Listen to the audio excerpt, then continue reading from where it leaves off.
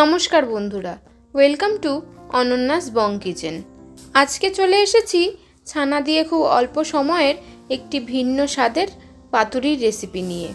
চলুন দেখে নেওয়া যাক। প্রথমেই একটা পেস্ট বানিয়ে নেব।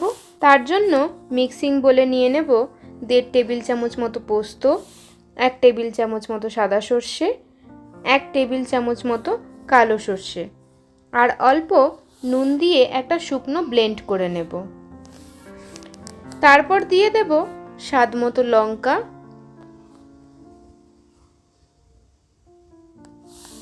2 টেবিল চামচ ঘরে পাতা টক দই আর অল্প জল দিয়ে একটা পেস্ট বানিয়ে নেব।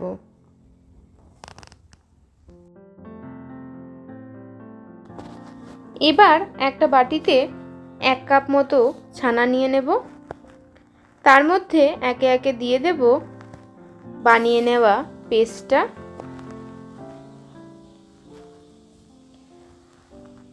আড়াই টেবিল চামচ মতো নারকেল কোড়া, স্বাদ মতো নুন, 1/4 চা চামচ চিনি দিয়ে সব কিছু খুব ভালোভাবে মিশিয়ে রেখে দেব 20 মিনিটের মতো। ততক্ষণে কলা পাতাগুলো একটা প্যানে অল্প সেঁকে নেব। আপনারা চাইলে জলে সেদ্ধও করে নিতে পারেন। এতে কলা পাতাগুলো নরম হয়ে যাবে, ফলে পাতুরিগুলো বানাতে সহজ হবে। এবার 20 মিনিট পর ছানার মিশ্রণটিতে 1 টেবিল চামচ মতো সর্ষের তেল দিয়ে ভালোভাবে মিশিয়ে নেব। এবার ছানার মিশ্রণটি কলা পাতার মধ্যে আমরা দিয়ে দেব।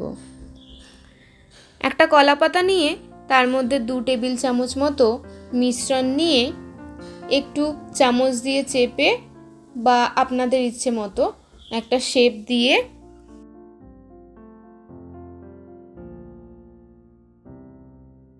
তারপরে তার উপরে একটা কাঁচা লঙ্কা রেখে কলা পাতাগুলো মুড়িয়ে একটা সুতো দিয়ে বেঁধে নেব।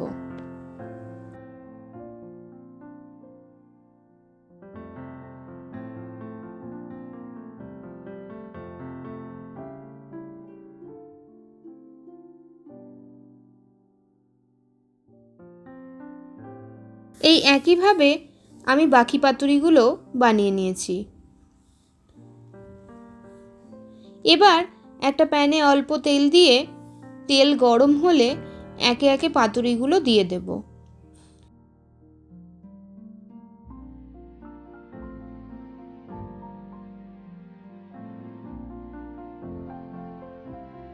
পাঁচ মিনিট মতো লো ফ্লেমে পাতুরিগুলো সেঁকে নিয়ে উল্টে দিয়ে অপর দিকটাও 5 মিনিট মতো সেঁকে নিলেই রেডি ছানার পাতুরি।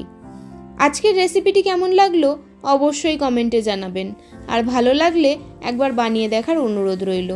চ্যানেলটিকে সাবস্ক্রাইব করে দেবেন এবং পাশে থাকা বেল আইকনটি অবশ্যই প্রেস করে দেবেন।